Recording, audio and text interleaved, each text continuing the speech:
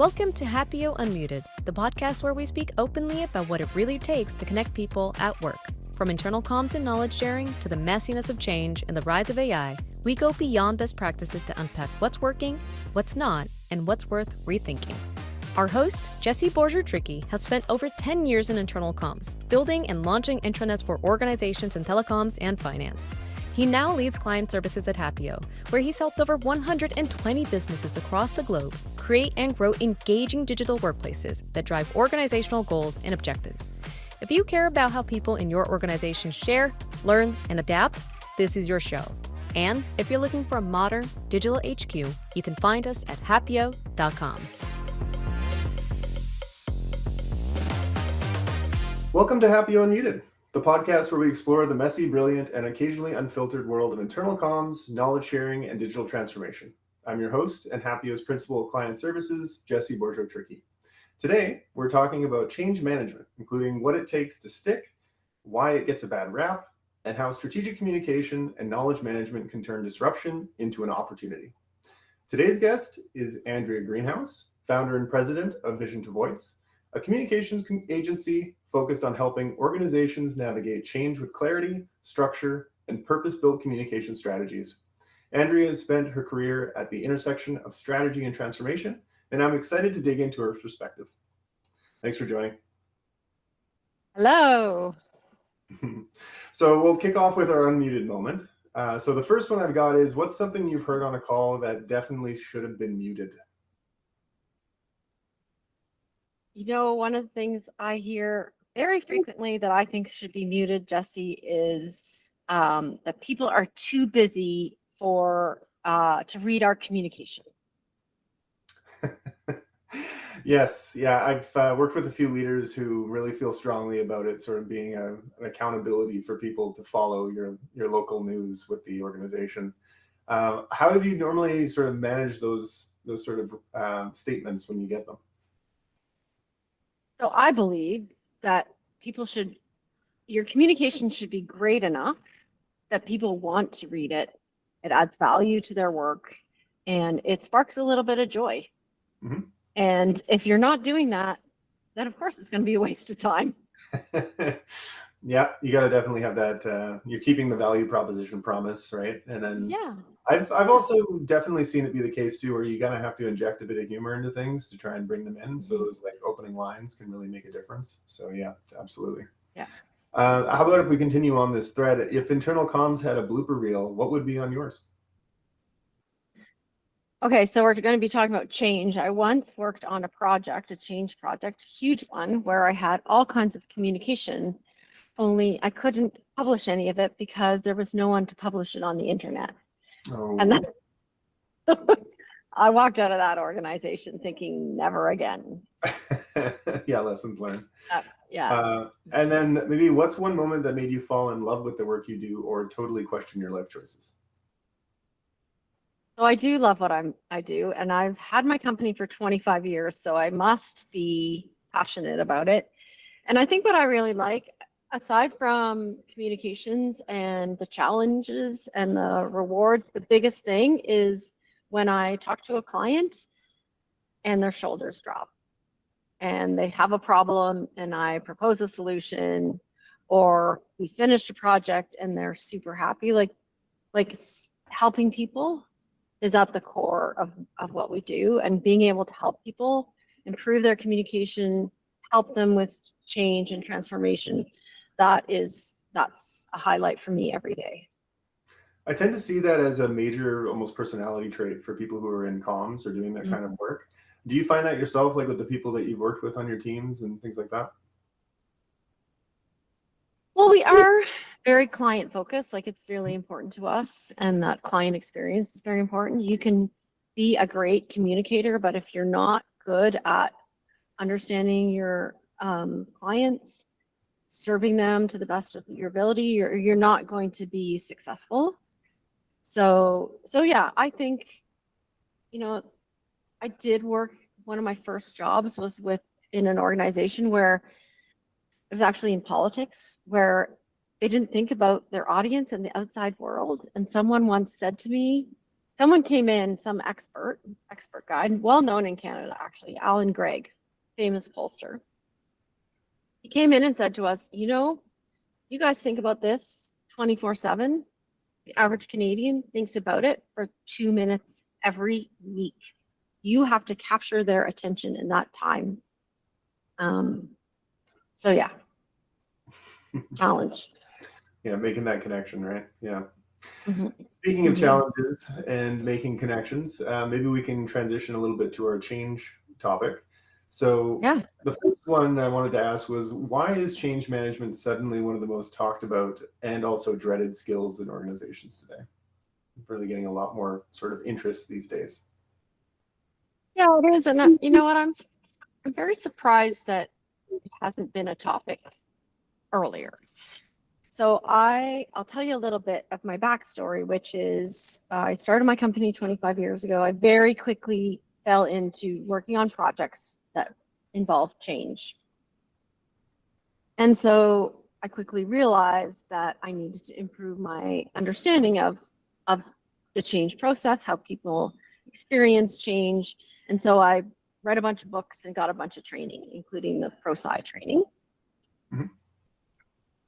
And so we're at this moment where change management is this big topic, but I feel that that's yesterday's topic. And what we should be talking about is helping organizations be ready for change. Because change management, even the word is clunky, and that, you know, the ADKAR formula is 5 steps, and my ADKAR binder is about this thick. John Cotter's work is, you know, the 8 steps. We don't have time for 8 steps anymore in organizations, and we have change on top of change on top of change. Mm-hmm. So we need to throw out the framework, throw out the management of change, and build organizations where people are ready for change and people can thrive on change. Really appreciate the perspective. I'm also one to sort of move past the change management terminology. So I'm glad we're already there at this point in the conversation. You and me, we have to persuade the rest of the world now. Yes, yeah, and there's almost like a more of a focus around things like employee activation, or sort of like where are we trying to be and how do we measure it and how do we get them there, right? So yeah. Absolutely. You know, I'm wondering if we should continue using the term change management in this conversation, or if we're going to use a different term, you know, so. Well, let's just talk about change and transformation and forget about management. And, sure. You know, I wanted to mention this, there's a Buddhist concept, it's called impermanence. Mm-hmm. And it's this idea that things are constantly changing. We're changing as human beings. Our lives are changing. The world is changing. And we should stop thinking of it as an unnatural, difficult process. Yeah. And someone's going to laugh at me if they're listening to this, but you know, the term human becoming, I think, is actually like a good way of kind of reframing that a little bit, right? Yeah. So how about this? When most people hear change, they tune out from like a leadership level potentially, or within even their organization. So what's been missing in the way that the field has been presented? So it's sort of like that, the way in which we're framing it or branding almost, I think, as we already started to talk about now. Well, I think as in so many things in organizations, we forget that we're in the people business. And what we're really talking about is humans and their experience with change. And I think maybe why people want to go past that is because everybody's experience with change is going to be different. And so that becomes messy. It's not something you can chart on a spreadsheet. People have a variety of emotions around change. People have a variety of reactions. They have a variety of abilities to adapt and change. And that's a challenge for organizations. Hmm. So I guess from your perspective, like, are there certain hallmarks or things that really stand out to you where you see, you know, from your perspective, a change initiative potentially either succeeding or failing before even a single email is, or a slide deck sent, right?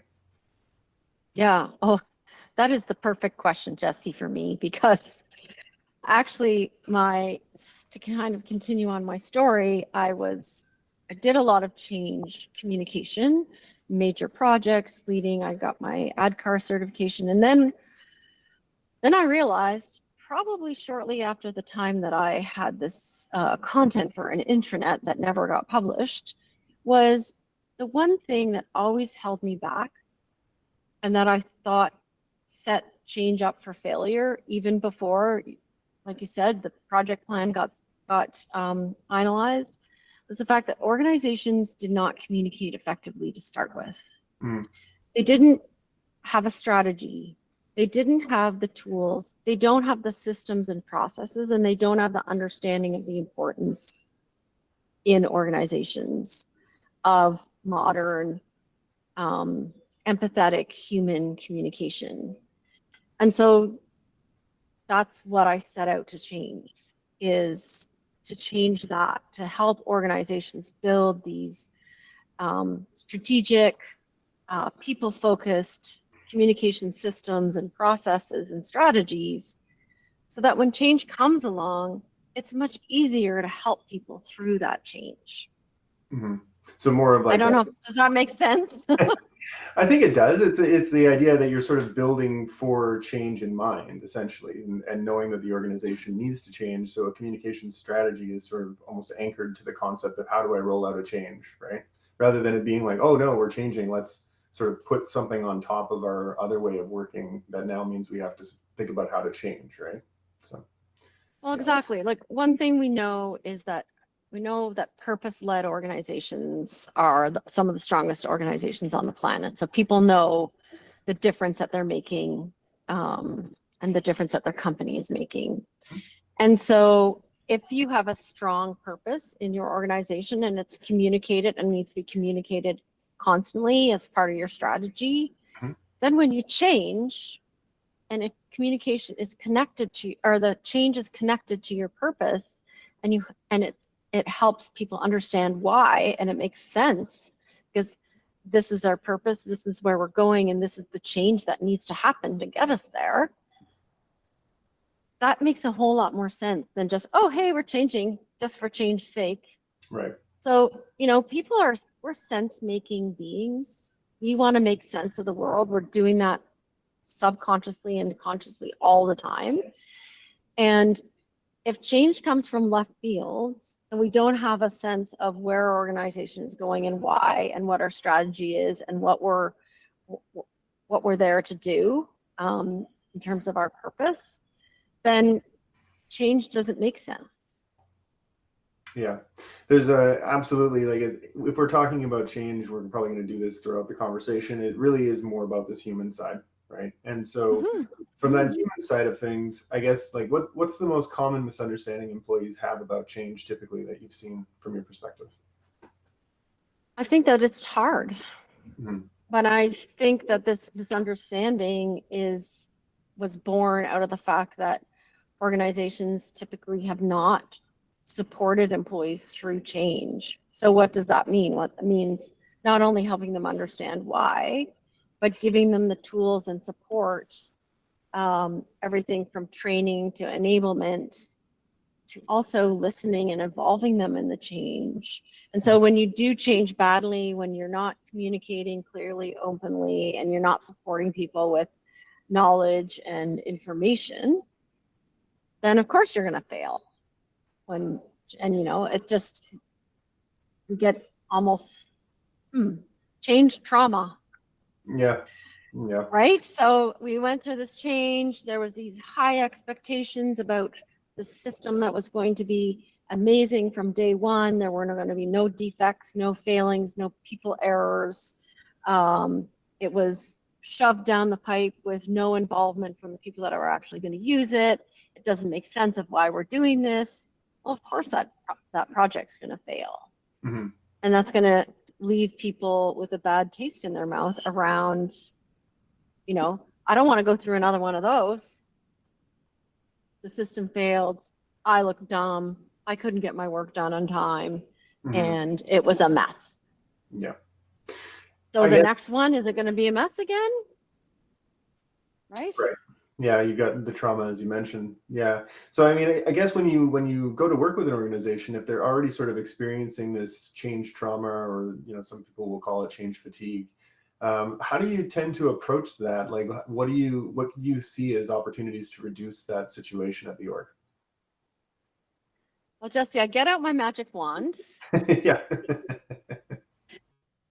Unfortunately, undoing that damage takes time. Mm-hmm. So there's like, and we'll develop a strategy to help with that. Sure. So I think about one example of a client that we worked with where there was a real lack of trust. And so we spent a lot of time, and it took a couple of years to build back that trust. What did that look like? That looked like making sure that every change was completely supported from end to end with why we're doing this change, with all the tools and information and content that people needed, involving people in the change. We created human, warm communication that helped people feel seen and heard. And over time, that, they became more resilient and stronger and better at change. Mm-hmm. So they had some positive experiences.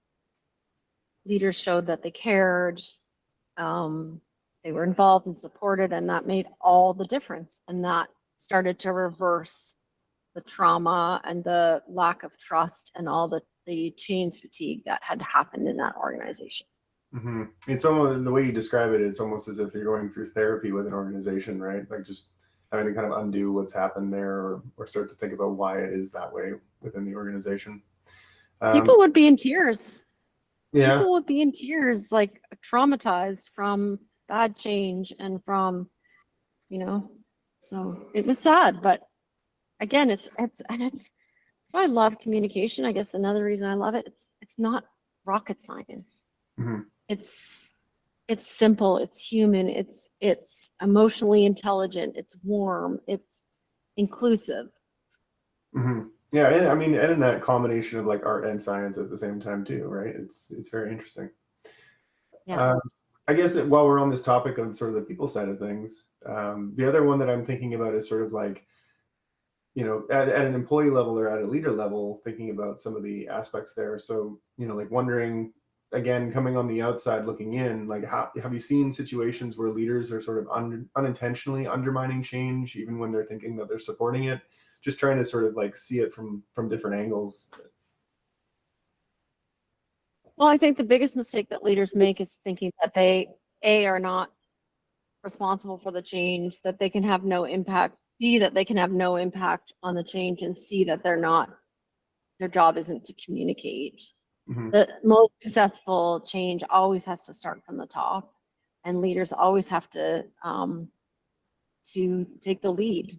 That's John Cotter's book, Leading Change, is all about that. Yeah. And even though it's 20 years old, it's that those lessons are not old.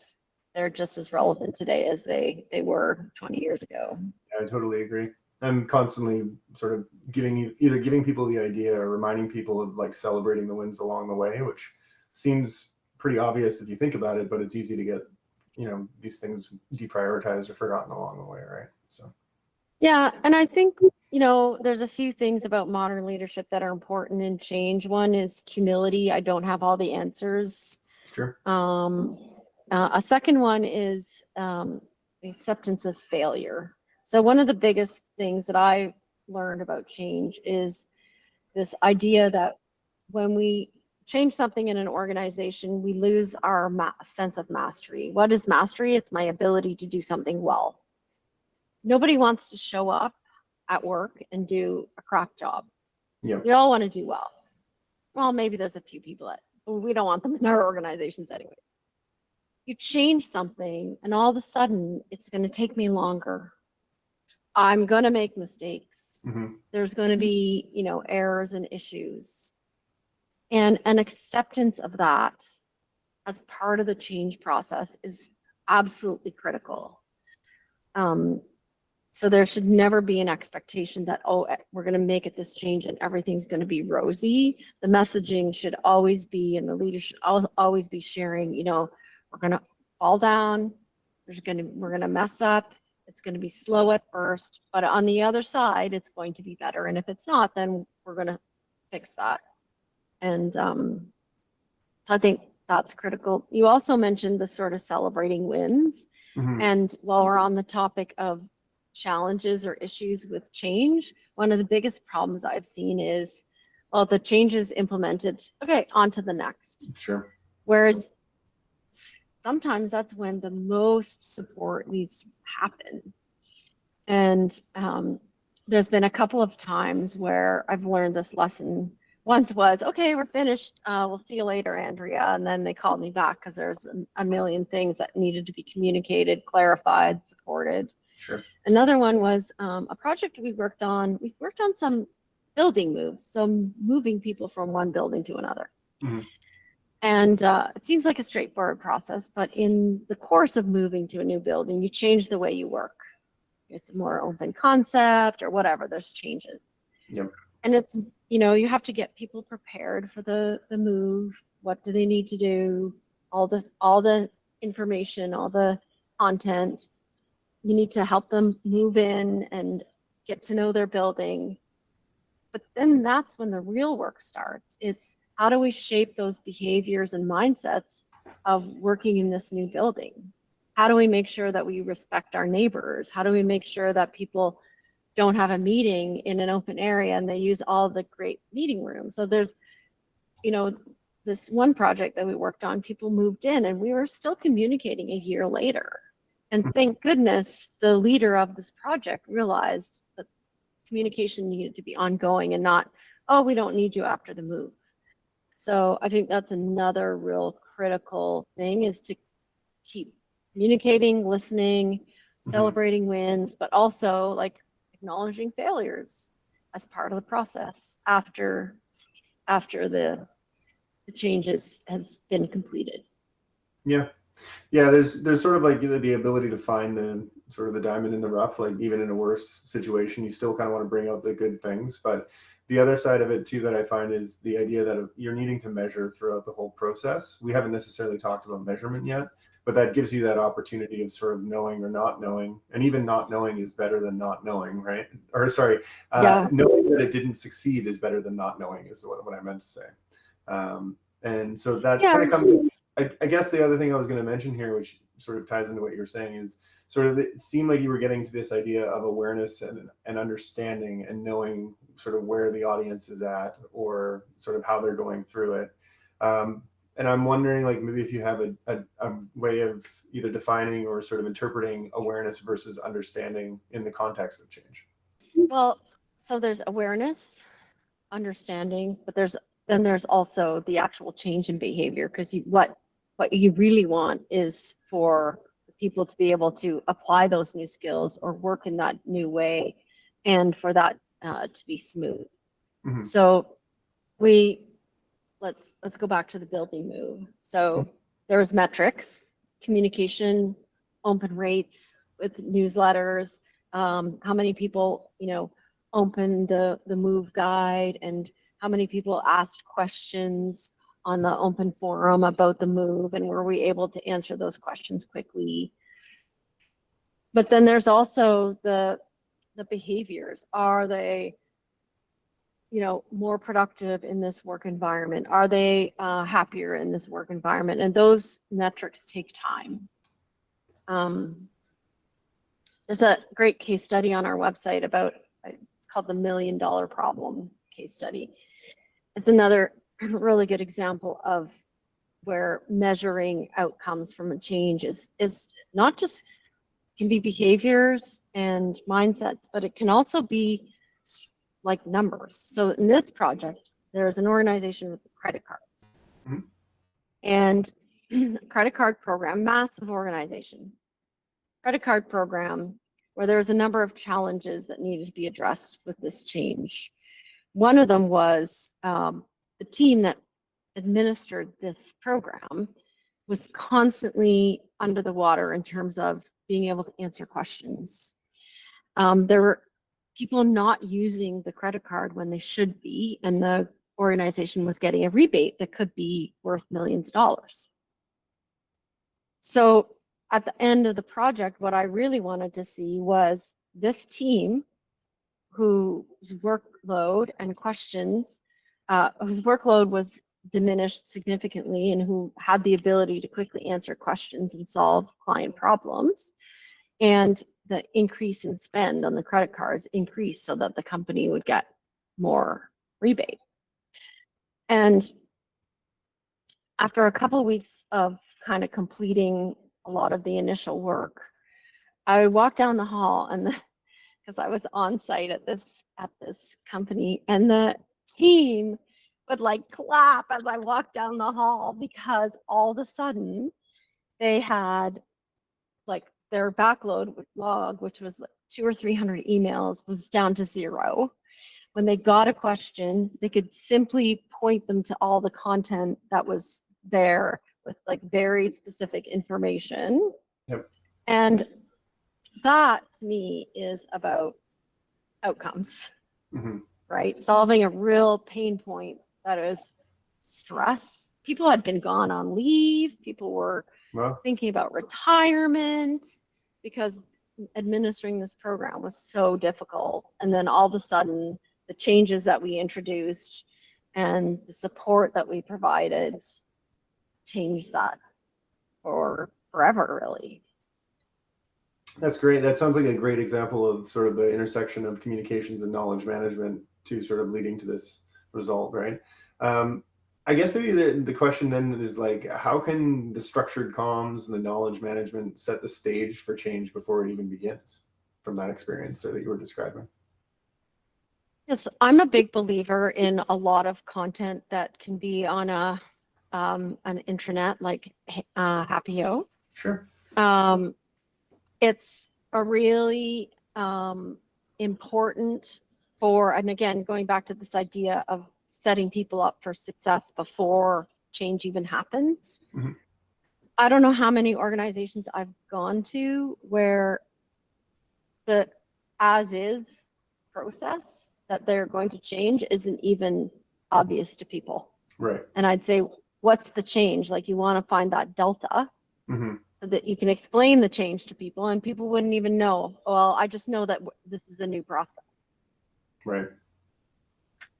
But more than that, like, as communicators, and this is where I have this grand vision, probably overly optimistic vision for intranets and communicators and their role, is we're experts at creating content. We're experts at synthesizing, understanding what content different audiences need. We're experts at providing that content that can support people through the change. So getting back to, I'm trying to think of a different example of a project, but having tailored content and rich content for each audience. And that information, I guess I'll go back to the move. We created this welcome guide. So you're moving to a new building, you have a ton of questions. How do I get there? Well, here's a map. Here's the transit routes. Here's information about parking, because once I get there, I gotta park.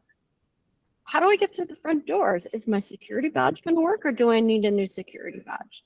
So thinking about the employee journey through the day, the first day in the office, providing a rich content around that experience, all the things that they need to know, and putting it on an intranet site so that it's accessible.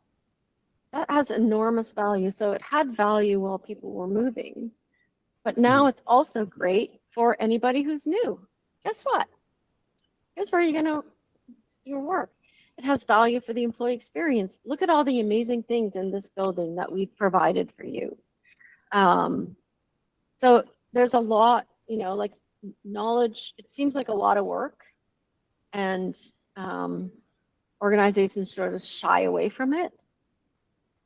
But the value is there, and it's there for a change project. It's there for the employee experience, and it's there just to help people work more efficiently and productively. Yeah, no, that's a great point of sort of designing for the different life cycles of the content at the time when you're developing it, right? And thinking about what is the application in the beyond, right? I was also going to ask you about sort of your use of storytelling and narrative frameworks when you're helping organizations design change. Based on this call already, you've sort of done it a couple times just talking with me. I'm wondering if sort of you have any thoughts about that maybe you want to share as far as like how you're able to take that into, agency engagements with other organizations. So I did talk about that overarching narrative of where the organization is going and why and what our purpose in the world is, but there's a strong role for storytelling as part of the change. There's a great book by Chip and Dan Heath called Made to Stick, and in it they describe storytelling as flight simulators for our brain. And because stories have such rich detail, it actually helps us see ourselves move through the story. And I have a wonderful example of, I was working with an organization where we're really trying to get people to change their attitudes around responsible investing. And what I did was with the help of the communications team, is I've uncovered the story about how responsible investing and this choice to do business more responsibly helped an organization in the process. That story 4 years later was in the Globe and Mail as part of their advertisement. But it was also powerful in the moment because it changed people's attitudes around, maybe if we take a different approach to investing, and maybe it's not a check the box exercise, maybe it can make us better. And this is how that team did it. And this is the end result, the challenge, the hero's journey, and then the result. And that story was a powerful lesson and compelling reason to change, plus, helping people understand how it all works in terms of behaviors, mindsets, things that they did. That's great. Yeah. I guess it's also this idea of sort of you're telling stories at different levels for these different teams as well as you're kind of going through it. It really takes that skill to sort of know like what story is going to resonate with this person, or what's going to be the most important thing for me to say in this moment. Do you tend to have any kind of like strategies around that as far as like being more thoughtful of the audience and that kind of thing? Not that I can think of, but I do have an important point to make. Sure. That's stories shouldn't all be sunshine and roses. Story needs to have the drama, the suspense, the failure. And I talked about the role of failure in change. Nobody's ever ridden a bike and not fallen off, especially the first few times you do it. And so this idea that change is not going to be perfect.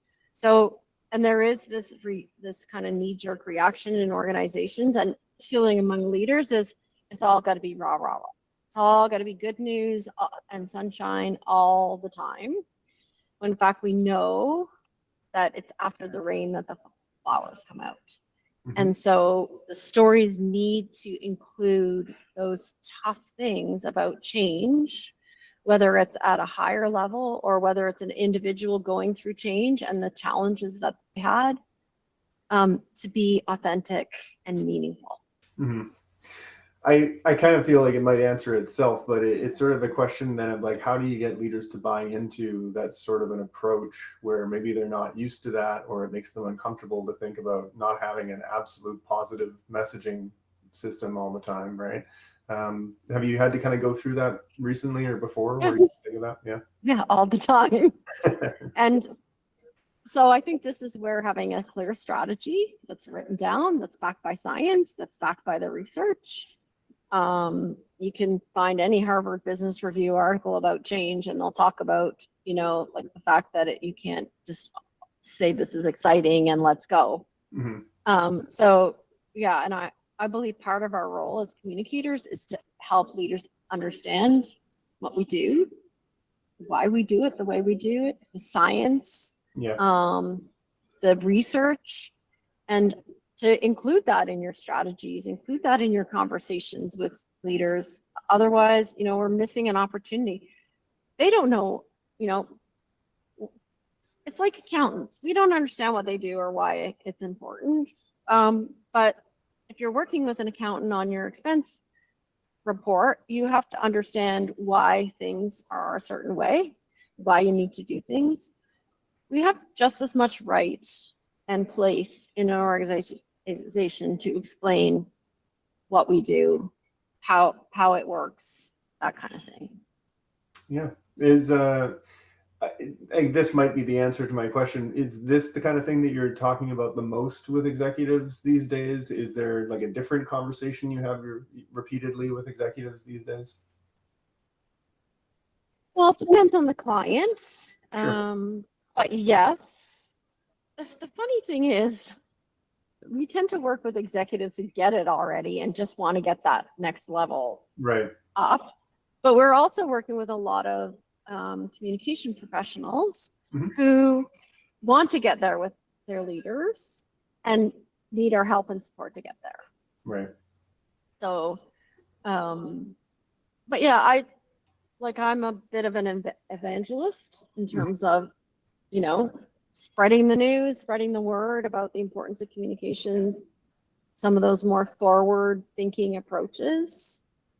So it's something, and that's something I believe that we should all be doing as communication professionals. Yeah, fair enough.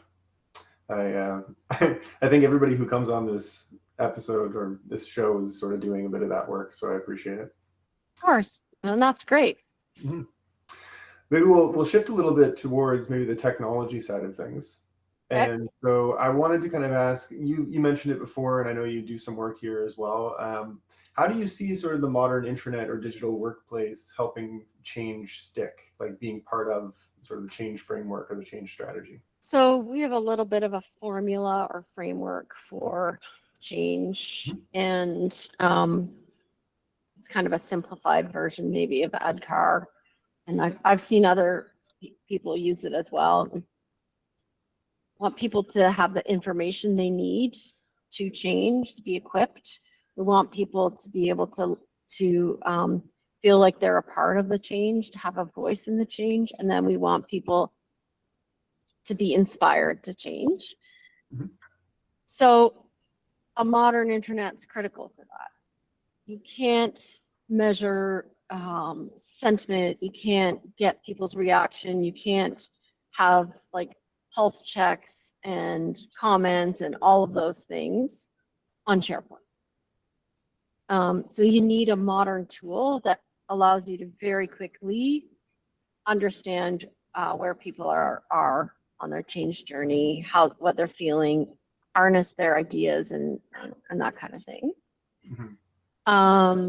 You need that content, so the knowledge management. What's the new process? What are the tools? What are my checklists?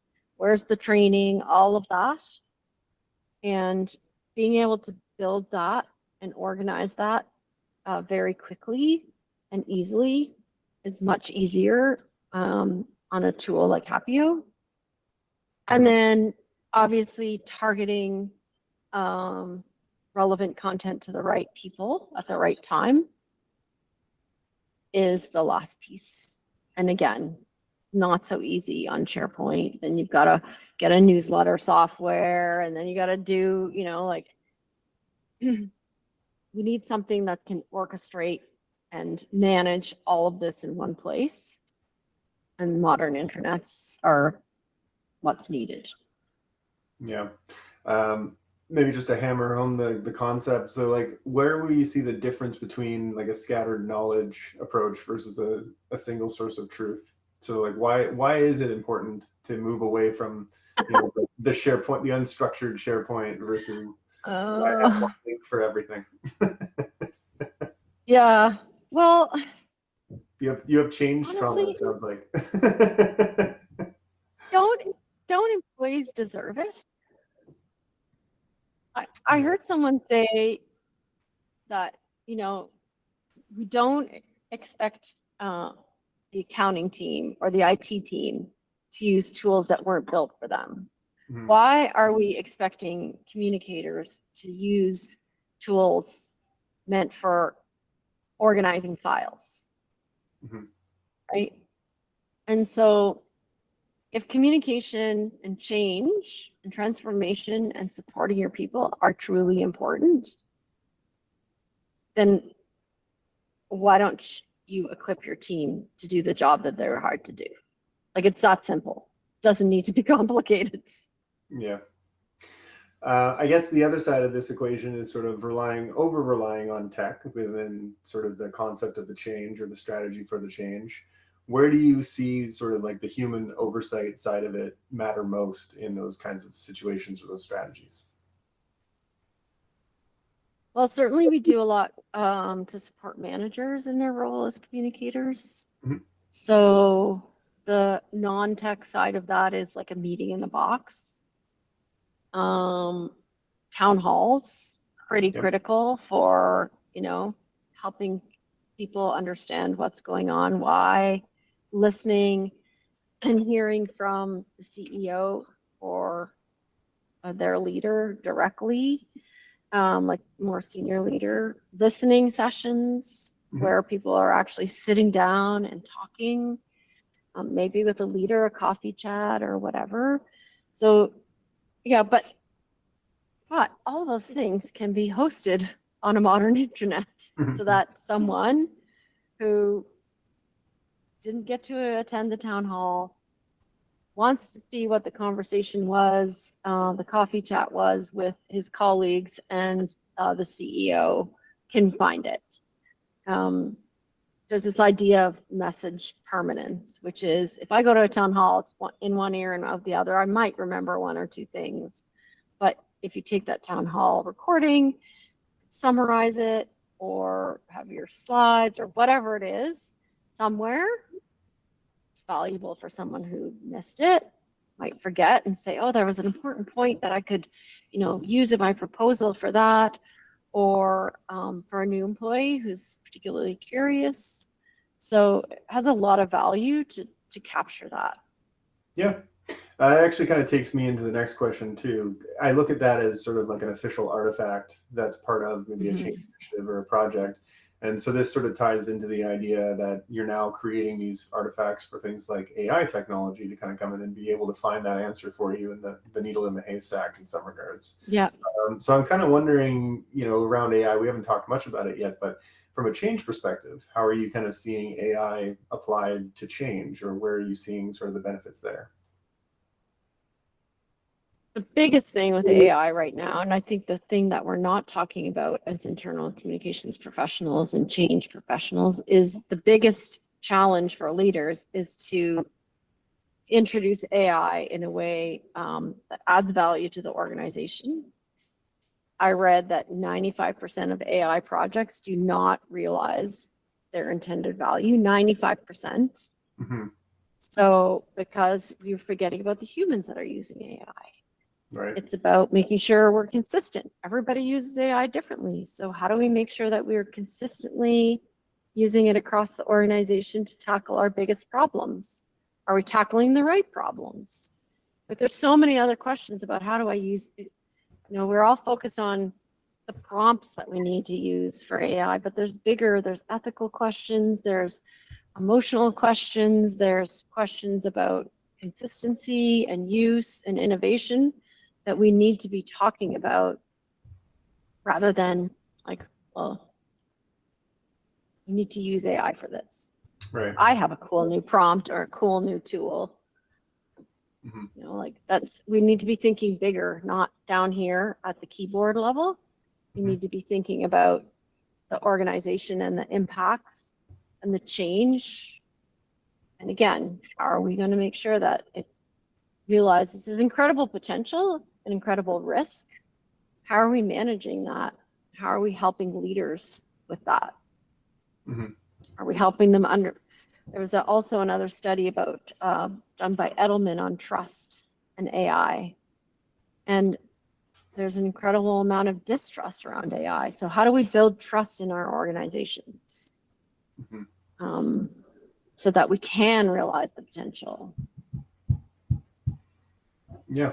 I think a lot of what you just sort of mentioned there ties into what we maybe sort of touched on earlier, which is the measurement side of things. I think there's a lot of importance around measurement when it comes to change.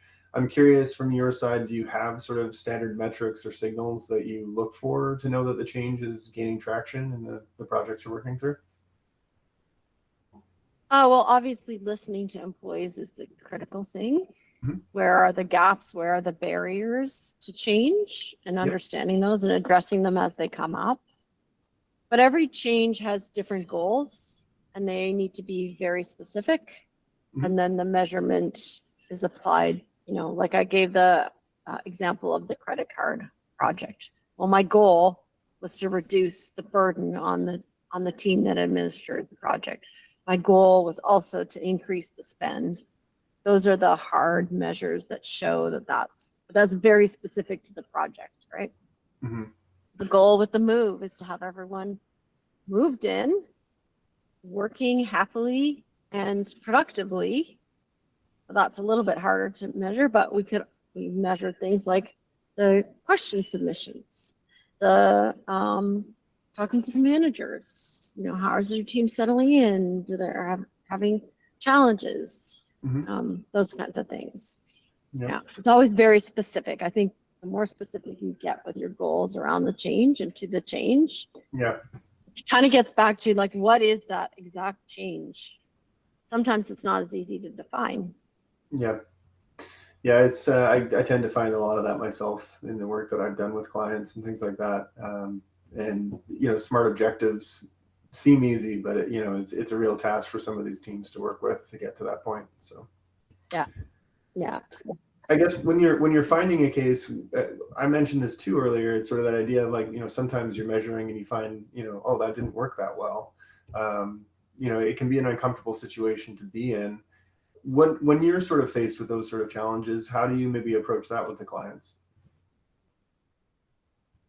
Well, I'm certainly not perfect.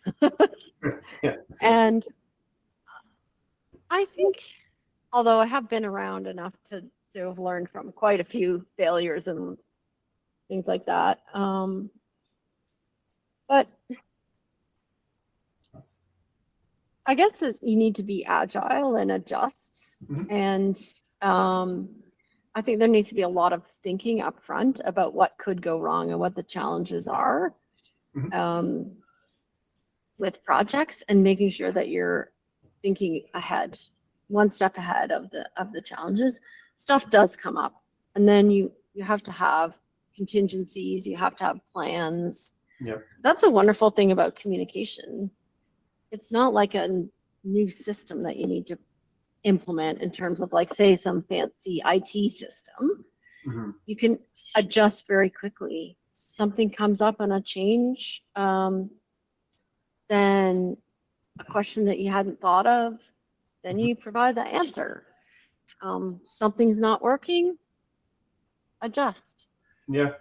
Yeah, I think there's always like that silver lining that'll come out of it, because you'll have some learning from the result, and I think that's always the part to sort of focus on as far as what are you going to take from this, and if you're going to do as you should, you're probably going to do some other approach or some other tactic to maybe try and drive results that you're looking for, but it's gonna come, right?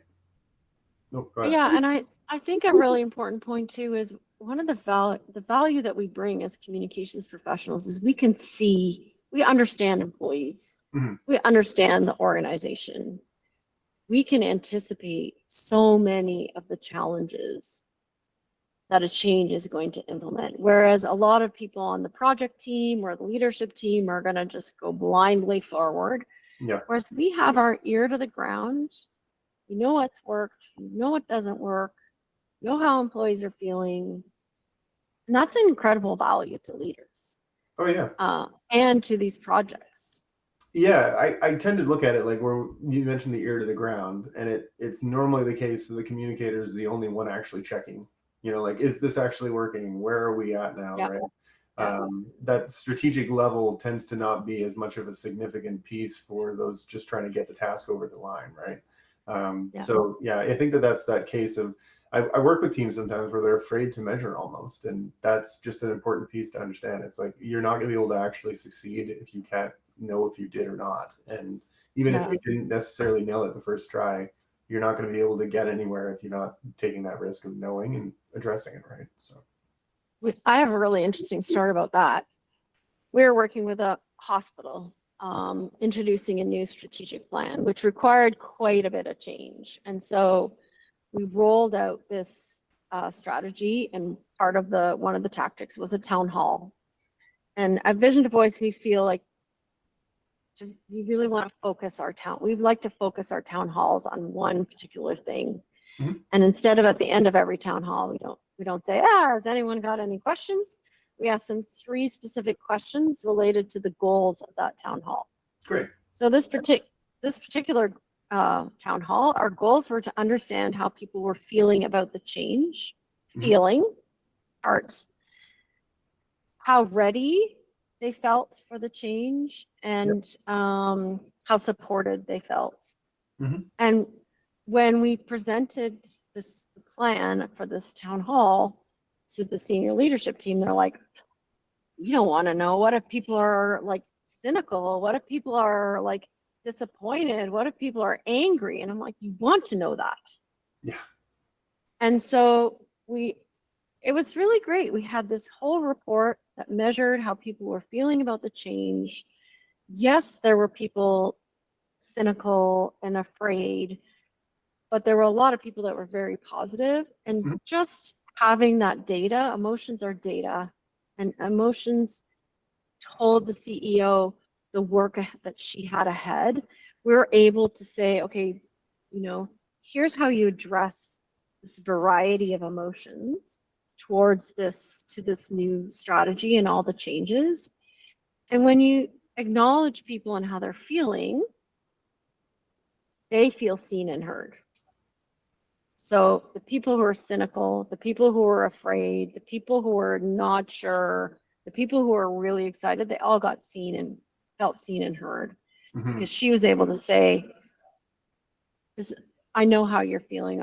I've heard that some people are a bit cynical, we need to earn your trust. So we were able to provide like the communication, the all around that. And I think, you can't be afraid of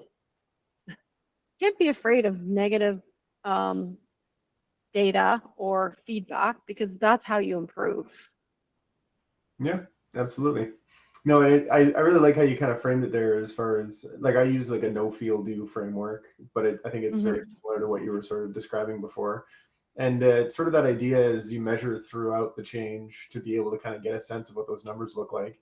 There's certainly there's an internal positive story to be told of just how those numbers change over the course of the overall change, or knowing like, okay, we're at major checkpoint A. Where are we at as far as sentiment is concerned? Do we want to keep going and like moving this train forward, or do we not need to go back and hold up at the station here and get some more people on board, right? So yes, exactly. Very good. Yeah.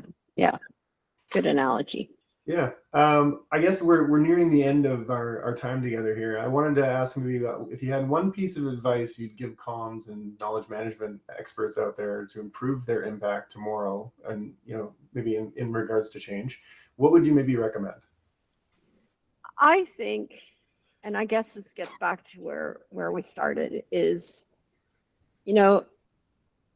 think less about management and more about communication, and more about the foundation of how you communicate, the tools that you use, the strategies you use, the culture you're building, because that will, over the long term, help you succeed through any change. Get a modern tool. Invest the time and effort to make sure that it's the best tool for your employees. Build a strategy. Understand what support your managers, all those things. Create a better town hall. All those things are going to make change so much easier when the rubber hits the road.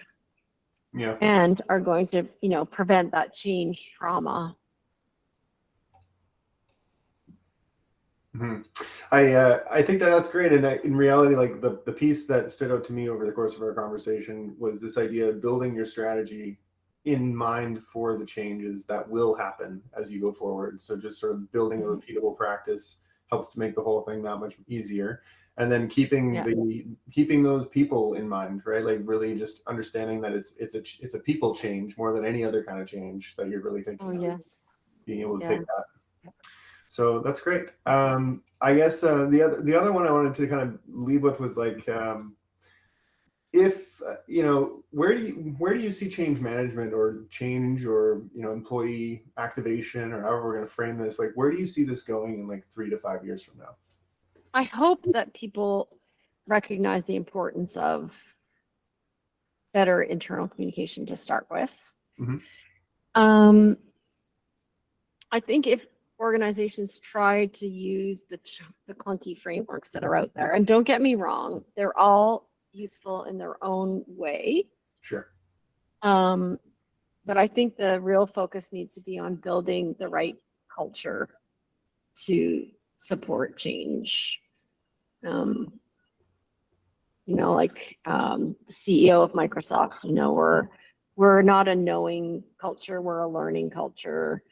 The idea of failure as an opportunity to learn and not something to be ashamed of, like psychological safety, listening culture, where we understand our employees and they're willing to speak openly and honestly. Like all those things are so important, and we build those into our change strategies. So it's not just about the change right now, it's how can we start using this change to build the right culture for the future. Mm-hmm. Yeah, I could definitely, it's exciting to think about what the tools for communications and knowledge management will look like, 3 to 5 years from now, and the kind of, underlying measurements or sentiment or all these kinds of things that can be pulled when you have that kind of bigger picture available. So it'll be interesting to see. Well, that was great. I really appreciate the chat today. Thanks again for joining us. Any final words before we sign off? I just want to thank you so much, Jesse, for giving me the opportunity to talk about the things that I'm so passionate about. Yeah, absolutely. And my experience and my stories. And as you can probably tell, I can talk about this for a long time. I did prepare, but then I just this is in my heart, not my head at this point in my life, Yeah. So thank you so much. Really enjoyed the conversation. Good questions. Yeah, I appreciate it. And yeah, I mean, that's what Unmuted is all about, right? Like I want you to give your authentic self when we're here. So appreciate that. Nice. Well, thanks again, Andrea. That's it for this episode of Unmuted. If you found this useful, rate, review, and follow, and share it with a leader who's about to launch a big project, because great change starts with clarity, strategy, and a little bit of courage. Thanks, everyone. Hope to see you on the next episode.